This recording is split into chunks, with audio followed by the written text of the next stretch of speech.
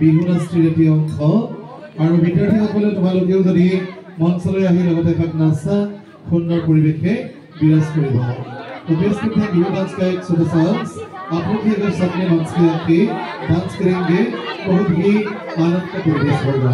If you want to dance, please come. Thank you.